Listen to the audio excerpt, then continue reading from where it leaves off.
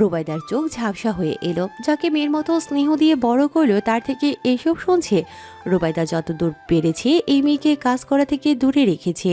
কাজের মধ্যে শুধু ফরিদা আর জুলফিকার ডাক দেয় মর্জিনাকে। জুলফিকার খুব কম ডাকে, অতি প্রয়োজনে নিরুপায় হয়ে। ফরিদা ডাক দিলেও রুবাইদা যত পারে মর্জিনাকে সরিয়ে দেয়। রুবাইদা ভাবছে মর্জিনা কিভাবে ভুলে গেল তার দেয়া স্নেহ ভালোবাসা। যেদিন মর্জিনার মা মারা যায় ওই দিন তো মর্জিনাকে নিজের বুকে আগলে নিয়ে রেখেছিল সারা রাত। তখন তো রুবাইদা ধনী গরিব ভেদাভেদ করেনি। আজ এই পরিস্থিতির সম্মুখীন হয়ে মুখ ফুটল মেয়েটার। চোখের পানিতে কোনো রকমে আটকে রাখলো রুবাইদা। জুনায়েদ সওদাগরের নজর যায় সেদিকে, তিনি নীরবে দেখছেন। জিসান রেগে আছে, জোর করে মর্জিনার হাত নিজের মধ্যে আগলে নেয়। সাপের মতো পেঁচিয়ে রেখেছে হাতটা। মর্জিনা ছাড়াবার চেষ্টা করে, জিসান বাধ্য হয়ে মর্জিনাকে টেনে হিঁচড়ে ভেতরে নিয়ে যায়। সবাই এবার অবাক। ফরহাদ এগিয়ে যেতে নিলে তাহের আর কলার চেপে পেছনে সরিয়ে দেয়। ফরহাদ হুঙ্কার ছেড়ে বলে, আমার বোনের যদি কিছু হয়? আঙ্গুল নামা, তোর বোনের কিছুই হবে না। বাড়ির মানুষ তোর বোনকে যেভাবে আগলে রেখেছে এতকালে কিছু হয়নি, আর আজও হয়ে যাবে। ফরহাদ জানে মর্জিনার ক্ষতি কেউ করবে না। জিসান এতটাও খারাপ না, বাড়ির সবাই মিলে বাঁচাবে মর্জিনাকে। রোহিণী বাড়ির দিকে যেতে নিয়েও একবার পিছিয়ে তাকায়। ফরহাদের কাছে এসে বলে, তুমি চলে যাও, পরিস্থিতি খারাপ।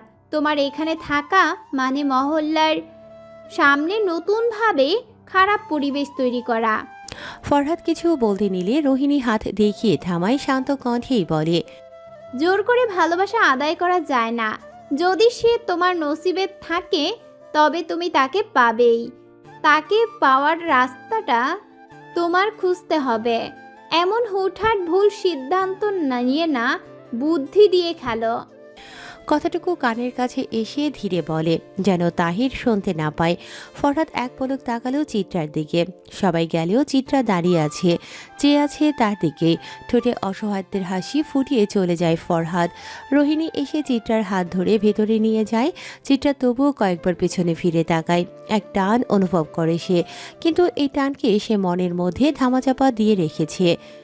ভেতরে এসে সবাই জিসানের ঘরে একাধারে কড়া নেড়ে যাচ্ছে। অনিচ্ছা সত্ত্বেও জেহের দরজায় ধাক্কা দিয়ে ধমকে বলে, জিসান, দরজা খোল। আমি যদি দরজা ভেঙে ভিতরে ঢুকি তাহলে তোর পিঠের ছাল চামড়া ছাঁচড়া হয়ে যাবে।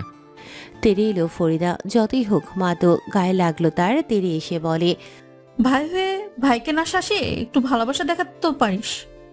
জেহের খেপে গিয়ে বলে, ওকে শাসন না করলে কাজ হয়? জুলফিকার হলে শাসন করতো না, ও ভালোবাসার কৌশল জানে, যেটা মা হয়ে আমিও যাই না। তাই তো ছেলেটার সুখের জন্য ওই মুরজিকে ঘরে রাখছি। এখানেও জুলফিকার সহ্য হয় না জেহেরের। এই ছেলের মধ্যে কোন গুণটা নেই তাই ভাবে মাঝে মাঝে। জেহের কিছু বলতে নেবে রুবাইদা আগ বাড়িয়ে বলে, মানুষের মধ্যে হিংসা না বাড়ালে শান্তি হয় না। কাউকে অপর প্রান্তের ব্যক্তির উদাহরণ দিয়ে ভালো পথে আনা যায় না। এতে বরং মনের মধ্যে অপর ব্যক্তিকে নিয়ে একটা যুদ্ধ ঘোষণা করা হয়। হিংসা, জেদ আর ঘৃণা বাড়ে। এতটুকু বুঝে দুটো সন্তানকে নিয়ে চলো। ফরিদার রাগ বাড়ল। জেহের ঠোঁট ব্যঙ্গাত্মক করে নিজের মা না হয়েও রুবাইদা যে মানসিক শান্তি দেয় তাতে জুলফিকারের প্রতি রাগ থাকলেও তার বাবা মায়ের প্রতি থাকে না। বরং যত দিন যাচ্ছে জেহের ওর মায়ের প্রতি বিরক্ত। ছোট থেকে এই মহিলাই তো তাকে উস্কানি দিয়েছে। প্রথম দিকে প্রবাহিত না হলেও যত দিন যায় অনেক কিছু হারিয়ে জেহের এই উস্কানিমূলক কথার ফাঁদে পা রাখে। রুবাইদার দরজায় কড়া নেড়ে নরম কণ্ঠে ডাকে, বাবা জিসান, আমি তোমার জুলফি ভাইয়ের আম্মি জান, তোমার ভালো মা, আমার কাছে একটু আসবে বাবা? কথাগুলো নরম কণ্ঠে বলেও মনের মধ্যে আতঙ্ক আছে। জিসান সবার কথা শোনে না, কি জানে কি করে। মনের মনে দোয়া পাঠ করছে জিসান যেন একটু বোঝে তার কথা। ঘরের মধ্যে হাত পা অবস্থায় আছে মর্জিনা, বিছানায় বসে আছে। জিসানের ঘরে দড়ি ছিল। দড়িটা জিসান জঙ্গল থেকে কুড়িয়ে এনেছিল অনেক আগে। ময়লা মাখা দড়িটা দেখে মর্জিনার নাক মুখ ছিটকে এলো। মর্জিনার সামনে বসে আছে জিসান, নিজের মতো মর্জিনার বেঁধে রাখা হাত পায়ের ছবি আঁকছে। বাইরে সবাই ভাবছে ভিতরে কি না কি হলো। এদিকে জিসান তার মর্জিকে হারাতে চায় না, তাই কাছে আটকে রাখলো। বর্তমানে মর্জিনার এই ভীত কান্না মুখটা দেখতে মায়া লাগছে জিসানের কাছে। শ্যামবর্ণের এই মেয়েটির মধ্যে জিসান কি পেল সে নিজেও জানে না, শুধু জানে তার এই মর্জিকে চাই। তার সুখ যেন এই মর্জি, তার এই মর্জির মুখটা স্মৃতি করে রাখার ইচ্ছে জাগলো হঠাৎ। তাই তো ক্যানভাসে রং তুলে নিয়ে মনোযোগ দিয়ে আছে। একটু পরপর রক্তিম চোখ জোড়া দিয়ে দেখে নিচ্ছে মর্জিনাকে। মর্জিনা কেঁপে উঠে বলে, তাকাবেন না আমার দিকে। জিসান কপাল কুঁচকে মুখটা বেঁকিয়ে বলে, কেন? আপনার চোখ কেমন যেন ভয়ানক। জিসান কিছুই বুঝলো না, মাথা চুলকে ভাবলো, বুঝতে না পেরে বলে। চুপ কর। মর্জিনা কেঁপে উঠে বলে, আমি বাইরে যাব। ঠ্যাং ভেঙে দিব, কোথাও যাবি না তুই।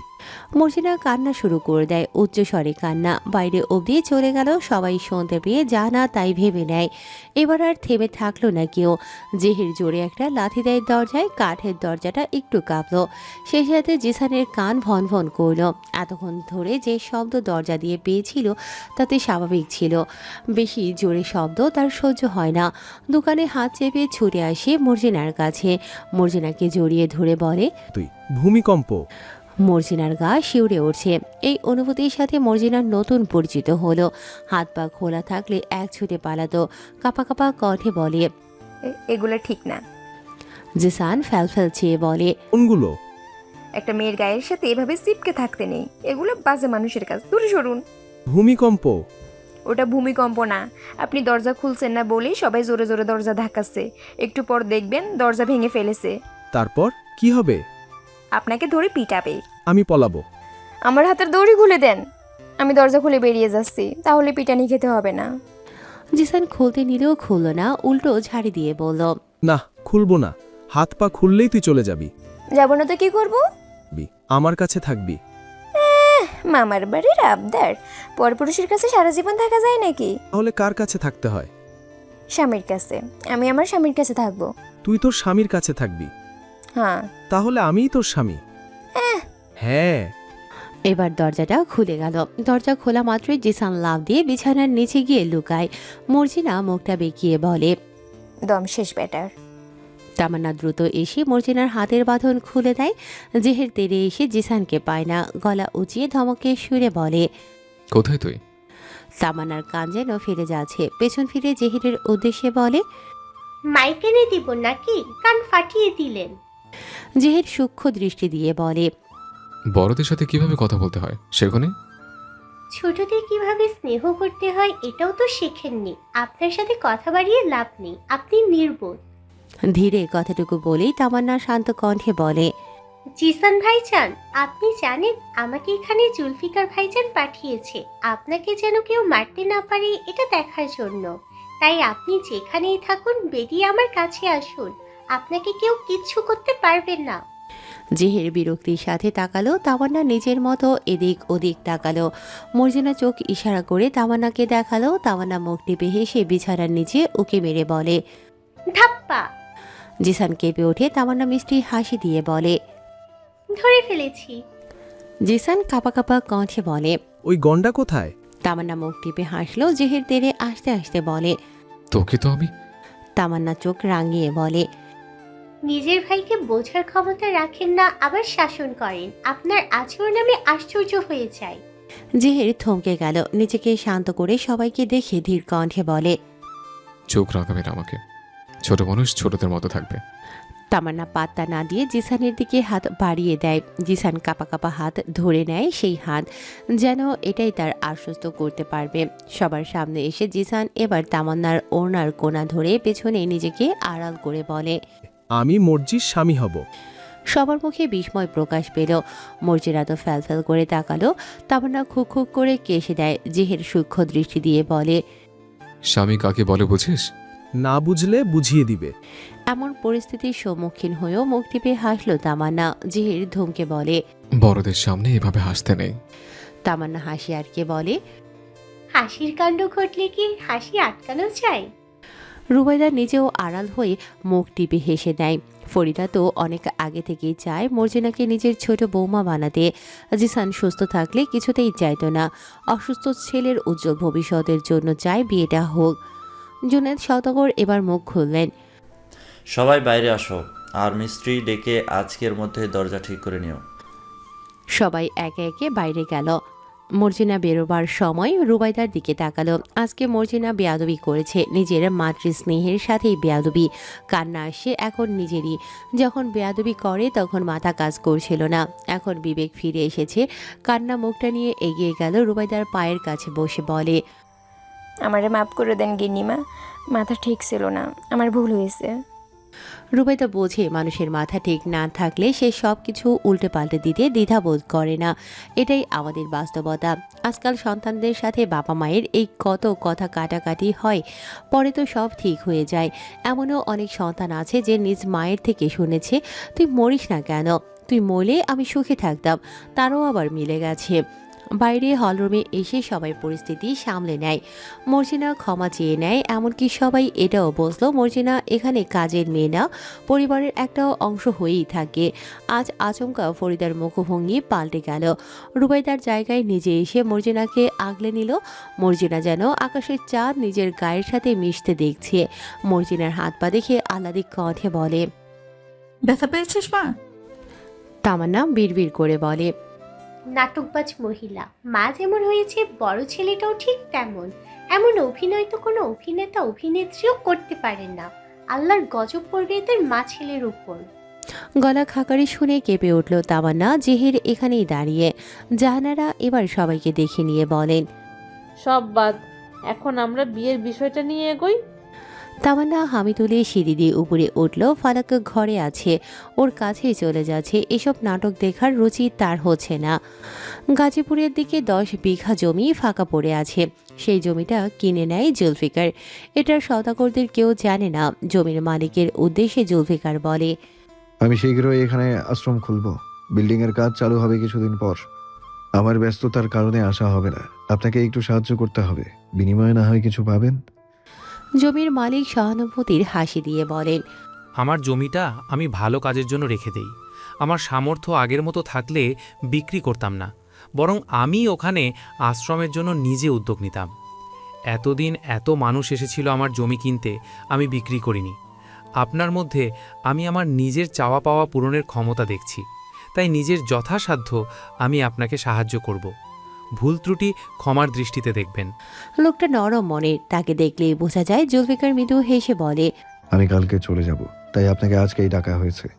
উনি ভ্রুকুটি করে জানতে চান, আমি তো জানতাম আপনি কালকেও থাকবেন। আমার বাসায় দাওয়াতের ব্যবস্থা করতে চেয়েছিলাম।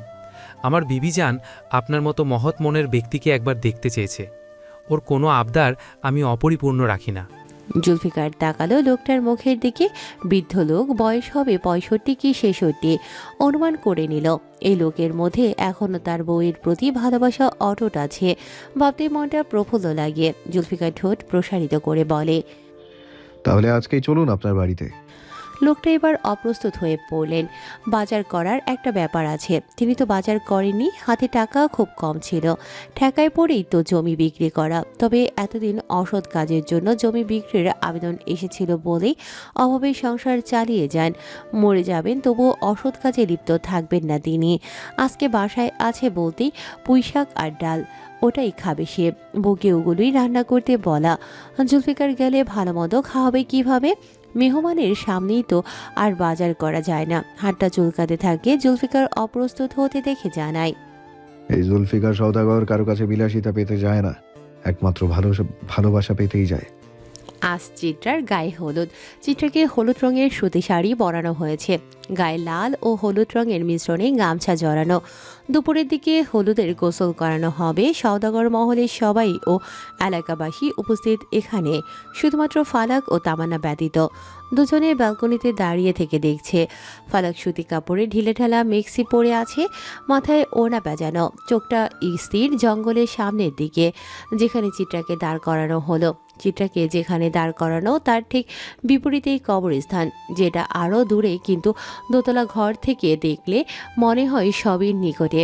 ফালাকে স্থির নয়নে দেখছে চিত্রাকে। তামান্না ঠোঁটে বিদ্রুপের হাসি ফুটিয়ে বলে, গরিবদের কখনো ভালোবাসতে নেই, তারা চাইলেও পারবে না ভালোবাসাকে নিজের করে রাখতে। কারণ এই সমাজ তো গরিবদের বামুন বলে দাবি করে আর ধনীদের চাঁদ। ফালাক তামান্নার মতো এই হাসিটুকু দেখাতে পারল না। ওর অভিমান ভিন্নভাবে প্রকাশ পেল। নীরবে চেয়ে আছে, খানিক পর বলে, যাদেরও কলঙ্ক থাকে। তামান্না উত্তর দিল না। উত্তর থাকলে তো দেবে, তবে কথাটা তার ভালোই লেগেছে। চিত্রাকে হাসি মুখে সবাই মিলে হলুদ মাখিয়ে দিচ্ছে। চিত্রার মুখটা শুকনো, নেই কোনো হাসি, নেই কোনো কান্না। তবে মাঝে মাঝে বিরক্তি ফুটে ওঠে ওর মধ্যে। বিশেষ করে এই হলুদ ছোঁয়ানোর আগ দিয়ে চৈতালি দোয়া পাঠ করে, সেগুলোতে চিত্রা গা জ্বালা দিয়ে ওঠে। এসব কেউ নজরে আনতে পারল না। সবাই আনন্দের মতো যদি নজরে আনতে পারত যে চিত্রা কোনো আমলে বিরক্ত হচ্ছে, তাহলে ইঙ্গিত পেয়েই যেত। বাড়িটা এখন নিস্তব্ধ, সবাই সাজতে গেছে। বিকেলবেলা চিত্রাকে সাজাতে এসেছে কয়েকজন। গ্রামবাসীরা নিজেদের বাড়িতে গেছে, সন্ধ্যায় আসবে। জুনায়েদ সওদাগর, লিটন সওদাগর ও জুবাইর সওদাগর মিলে গল্প জুড়েছেন তৌহিদের সাথে। এই তো কয়েক ঘন্টা, এরপর তৌহিদ ও লিটন সওদাগর দুজনই বিয়াই হবে। এই নিয়েই হাসাহাসি। এর মধ্যে দুটো বড় পিতলের থালার লাল কাপড় দিয়ে ঢেকে নিজেদের হাতে বহন করে বাড়িতে প্রবেশ করলো দুজন লোক।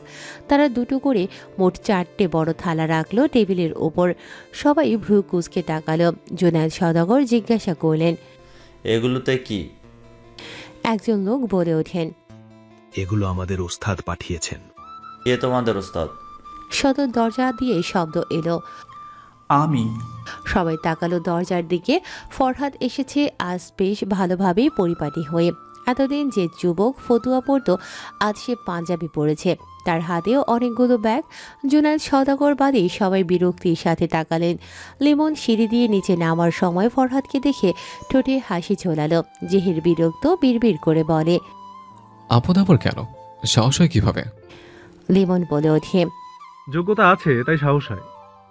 জহির আর চোখে দেখলো লিমনের বিদ্রুপের হাসি। সহ্য হলো না ওর। জুলফিকারের মতো একেও সহ্য করতে পারে না। জহির এগিয়ে যেতে নেমে লিমন বাধা দিয়ে বলে, বাড়ির বড়রা এখনো জীবিত আছে। জুলফিকার ভাইজান বাড়িতে নেই বলে নিজেকে বড় কর্তা ভেবে নিয়েছিস নাকি? বাড়ির বড় কর্তা কিন্তু জুলফিকার সওদাগর, তুই না। জহির হাত ঝাড়া দিয়ে তাচ্ছিল্যের সাথে বলে, সে যেহেতু নেই, তার অবর্তমানে আমি সবকিছুর হক পাবো। এখনো আমাদের গুরুজন জীবিত আছেন, তারা কিন্তু অচল না। তুই বোধহয় জানিস না, আমাদের হাতেই বড়বাবু সব দায়িত্ব দিয়ে এইসব ঝামেলা থেকে ছুটে নিয়েছেন। তুই বোধহয় এটা ভুলে যাচ্ছিস, আজকের ঘটনার জন্য আমি আর আমার বাবা আছি। তুই বাম হাত না ঢোকালেই খুশি হব। জিহির ফুঁসে উঠেছে, তবুও নিজেকে সংযত করে। কিন্তু কাটা ঘায়ে নুনের ছিটা দিল তামান্না। পেছন থেকেই সিঁড়ি দিয়ে নামতে নামতে বলে, একদম সঠিক জবাব মিলেছে। জিহির শক্ত চাহনি দিল শুধু। লিটন সওদাগর এগিয়ে এসে ফরহাদের সামনে দাঁড়িয়ে হুঙ্কার ছাড়লেন, তুমি আবারও এসেছো? ফরহাদ নিজেও তেজ দেখিয়ে বলে, এবার আপনার মেয়ের যোগ্য হয়ে এসেছি। কোথায় সে? ডাক দেন, দেখান যা এনেছি তাতে তার চলবে কি না, নাকি আরও লাগবে? লিটন সওদাগর ভ্রু কুঁচকে তাকালেন জিনিসগুলোর দিকে। লাল কাপড়ে ঢাকা জিনিসগুলো।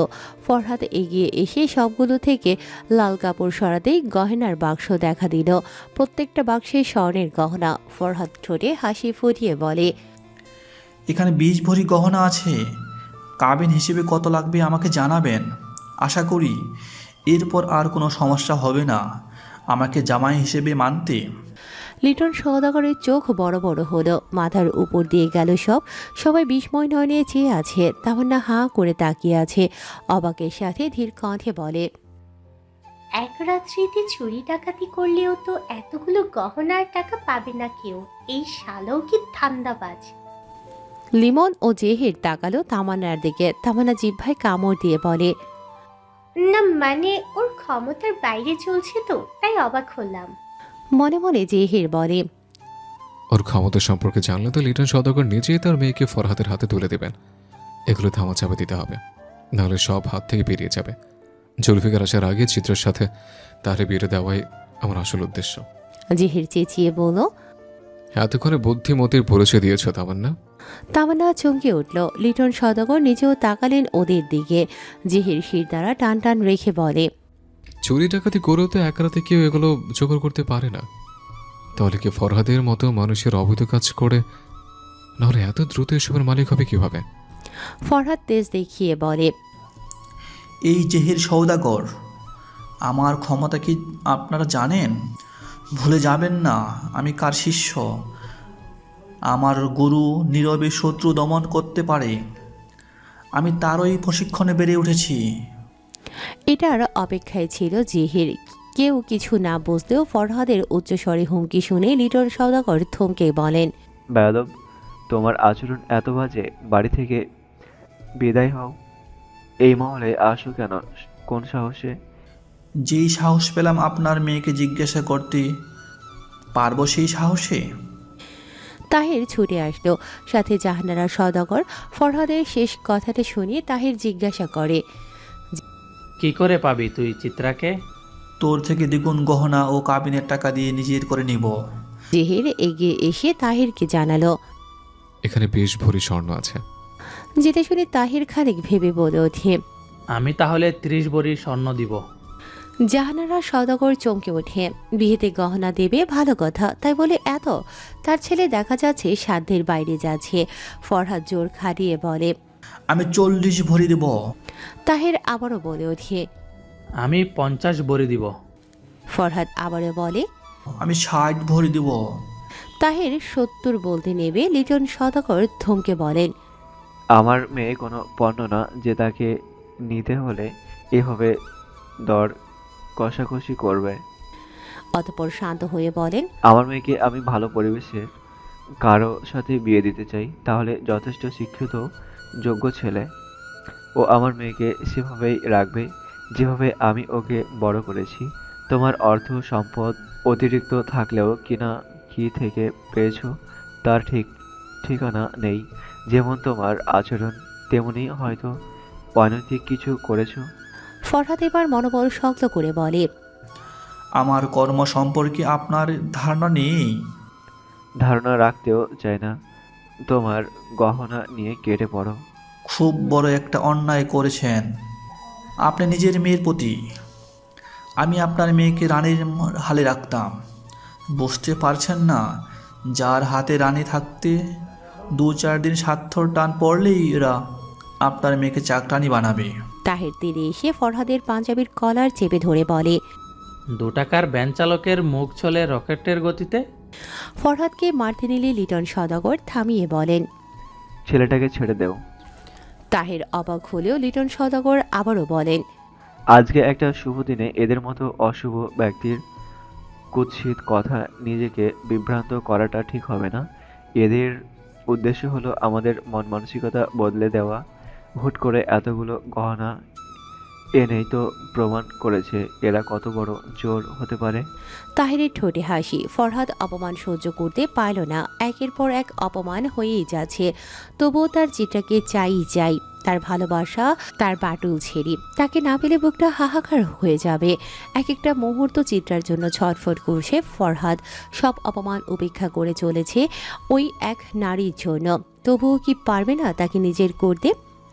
ফরহাদের ভাবনার মাঝেই তার সাথে আসা 2 লোক চোখের পানি ফেলতে ফেলতে ফরহাদের হাত ধরে নিয়ে যেতে শুরু করে। তাদের মধ্যে একজনের কথা, বাঁচতে হইলে মেরুদণ্ড সোজা রেখেই বাঁচবেন, তবুও ধনীদের তিক্ত কথা শোনার মতো কাজ করবেন না, হোক সেটা আপনার কলিজা ছারখার করে দেওয়া জিনিসকে হারাবার কারণ। কলিজা ছারখার হইলেও কেউ দেখবে না, কিন্তু আত্মসম্মান গেলে সবাই দেখবে। ফরহাদ যাওয়ার সময় তাকিয়ে আছে চিত্রার মুখের দিকে। হলুদের অনুষ্ঠানের জন্য সেজেছে, চারপাশে আধার ছেয়ে আসে।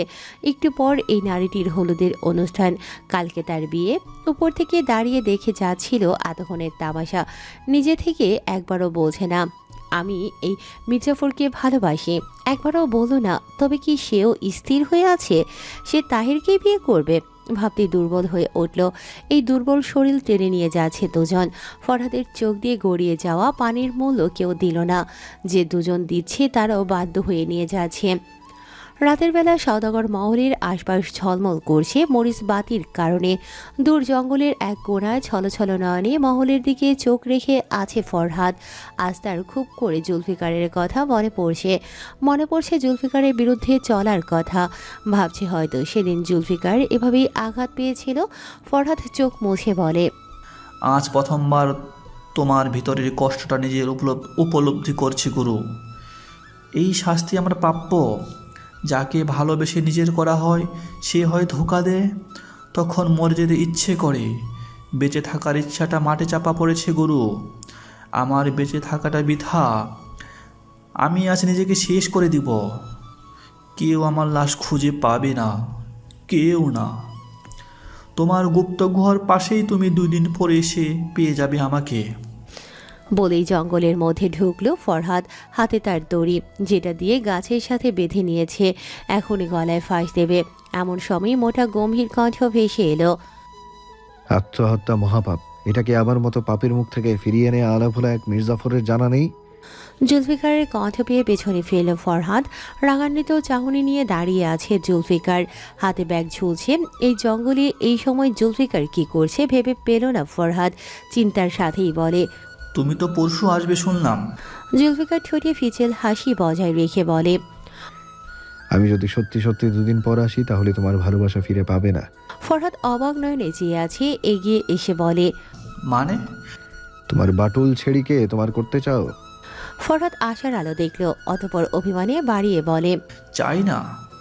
আজকের অপমানের ব্যাপারে জুলফিকার জানে, তার কাছে সব খবরই যায়।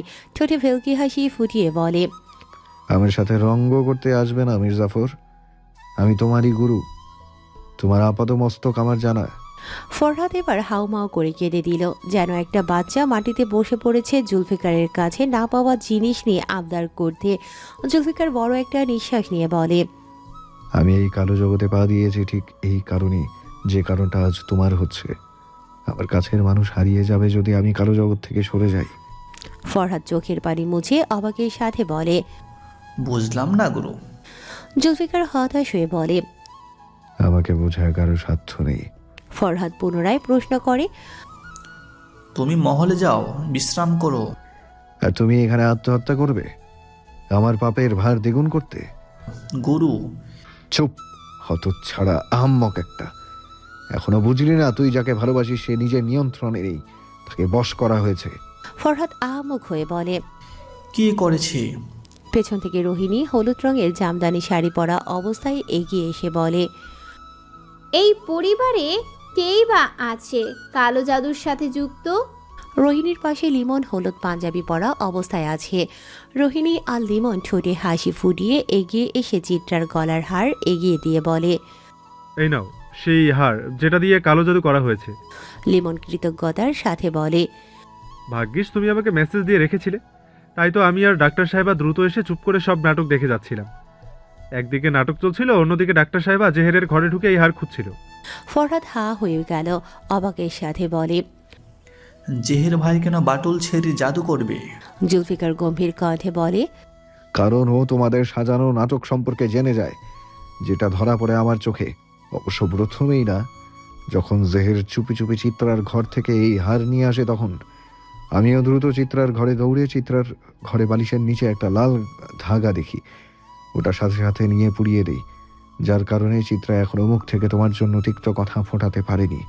ওটা ছিল জেহেরের মুঠোয় চিত্রাকে রাখার চাবিকাঠি। জুলফিকার থামলো। ফরহাদ প্রশ্ন ছুঁল, তারপর আমি লিমনকে বারবার কল করি, ও আসামি ধরতে ব্যস্ত। রোহিণীকে কল করেছিলাম, ওই জানালো আমাকে।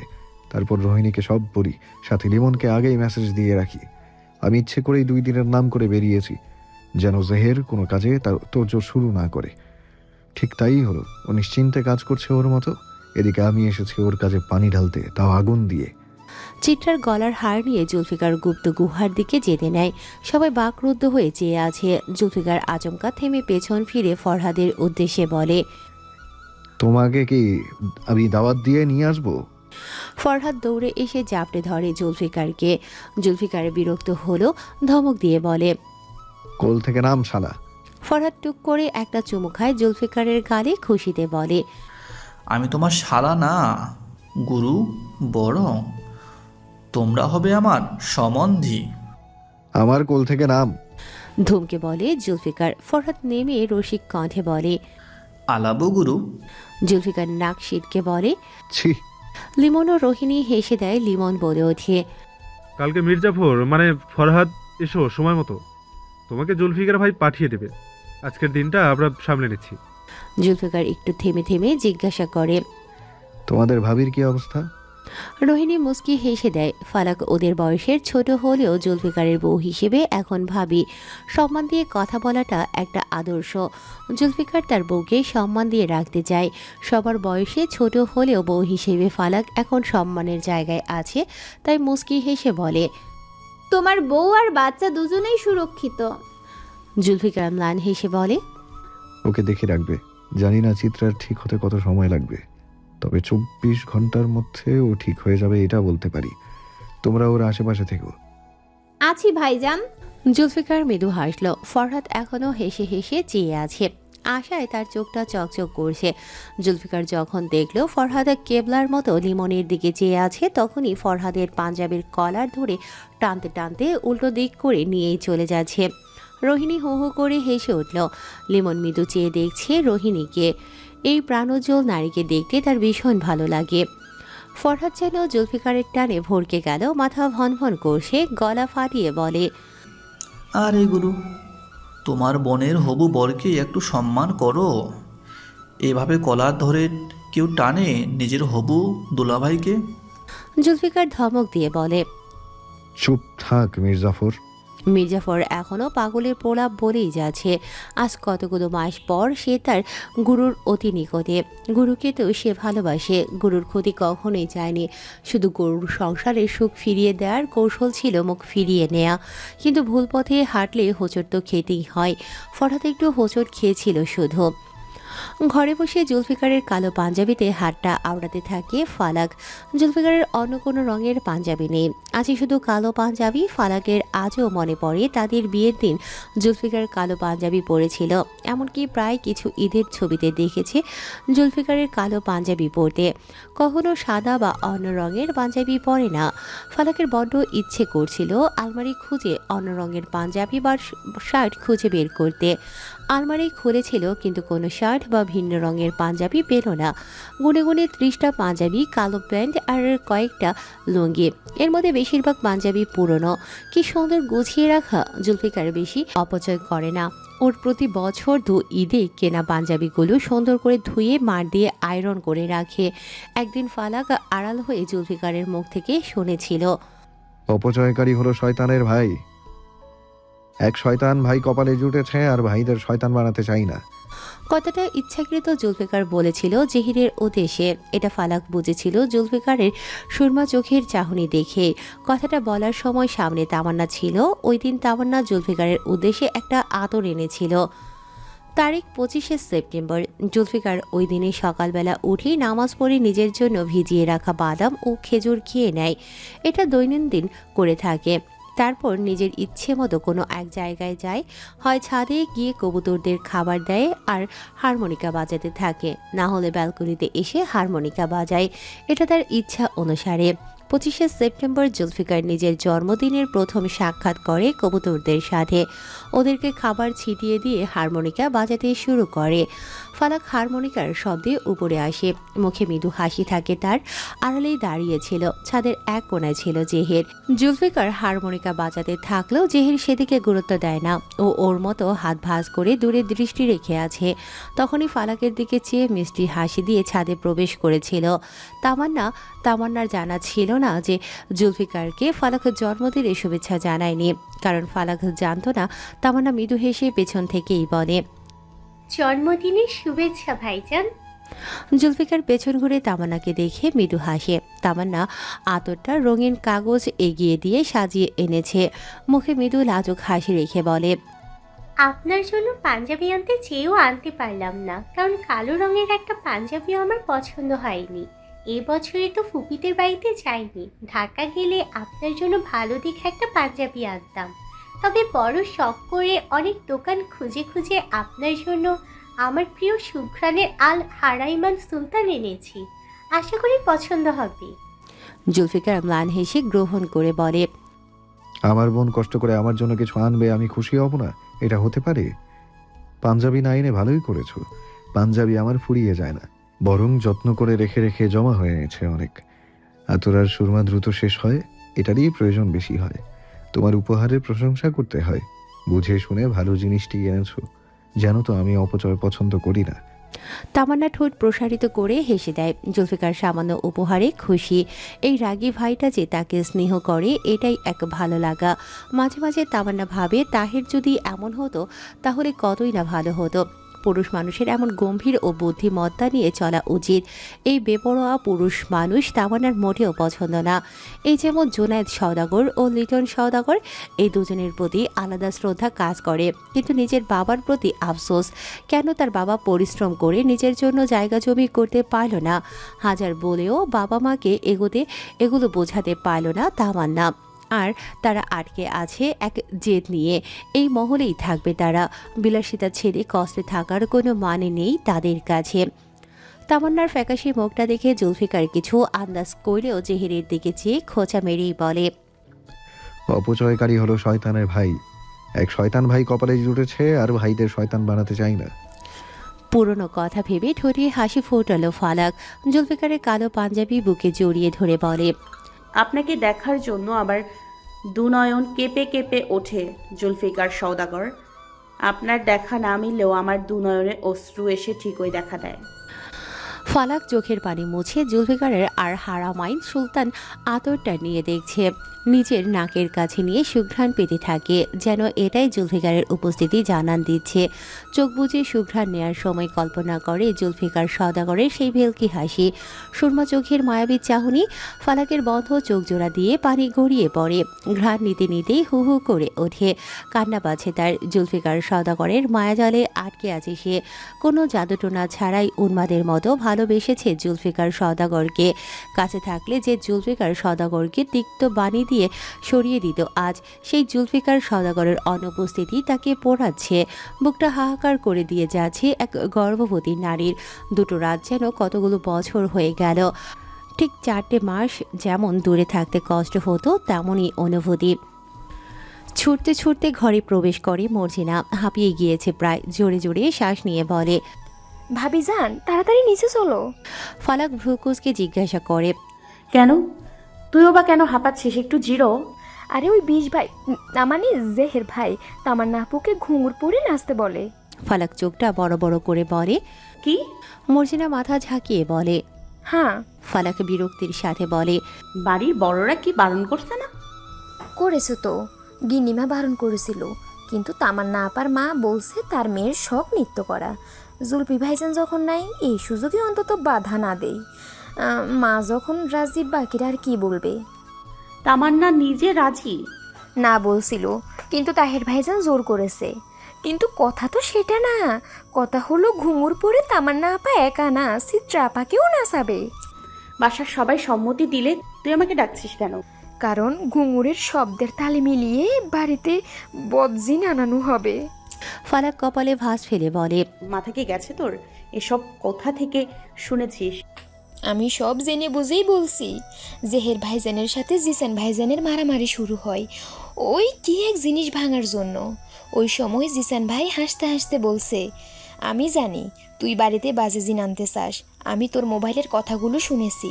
তুই কারো সাথে বলেছিস ঘুঙুরের শব্দে বাড়িতে বদজিন আসবে। আমি বলে দেব সবাইকে। ফালাক বাক্য হারালো যেন, তবুও নিজেকে সামলে জিজ্ঞাসা করে, তারপর জেহের ভাইজান তার ছোট ভাইকে অনেক মারছে। আমি আটকাতে চাইছিলাম, আমাকেও একটা থাপ্পড় মারছে। ওনাকে ঘরে আটকে রাখছে ভাবিজান। ফালাক দুশ্চিন্তায় পড়ল, কি করবে সে। এর মধ্যেই মর্জিনা বলে ওঠে, তুমি পারবে ওদেরকে আটকাতে? ফালাক অবাকের সাথে ভ্রুকুটি করে বলে, আমি? মর্জিনা মাথা উপর নিচ করে বলে, গিন্নিমা অনেক নরম স্বভাবের।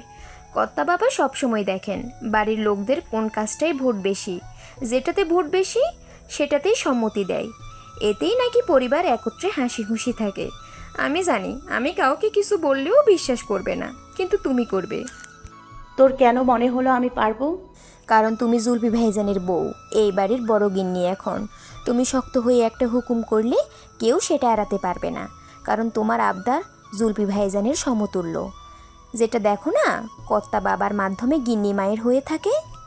ফালাক ভ্রুকুটি করে ভাবে, রুবাইদা অবশ্যই বাড়ির সুখ খুশির শান্তির জন্য অনেক অন্যায় দেখেও এড়িয়ে যায়। এটা শুধু রুবাইদা না, জুনায়েদ সওদাগর নিজেও এটার প্রয়োজন হয়, কারণ সব সময় শাসন করলেই যে পরিবারের মঙ্গল হবে এমন না। কিন্তু তাই বলে মুখ বুজে সহ্য করতে করতে এত দূর। ফালাক হুট করে অধিকার দেখাতেও অস্বস্তি বোধ করছে। মর্জিনা দেখছে ফালাক চিন্তায় পড়ে আছে। ফালাককে আলতো ধাক্কা দিয়ে বলে, বাড়িটা ওইসব বাজে নজর থেকে বাঁচাবে না ভাবিজান? ফালাক দ্রুত বিছানা থেকে উঠল। নিজের দিকে এক পলক চাইলেও এই পোশাকে নিচে যাওয়া যাবে না। সুতি কাপড়ের মেক্সি, দ্রুত একটা জামদানি শাড়ি নিয়ে পরে নিল। সাহায্য করেছে মর্জিনা, তাই দ্রুত হয়ে গেল। বড় একটি ওড়না ভালোভাবে মাথায় দিল, কোনো শ্বাস ছাড়াই নিচে নামছে। এর মাঝেই ফালাক শুনতে পাচ্ছে জেহের নিচ থেকে নৃত্যের ঘোষণা করছে। এখন নৃত্য পরিবেশন করবে বাড়ির কন্যা জান্নাতুল ফেরদৌস তামান্না ও চিত্রা সওদাগর।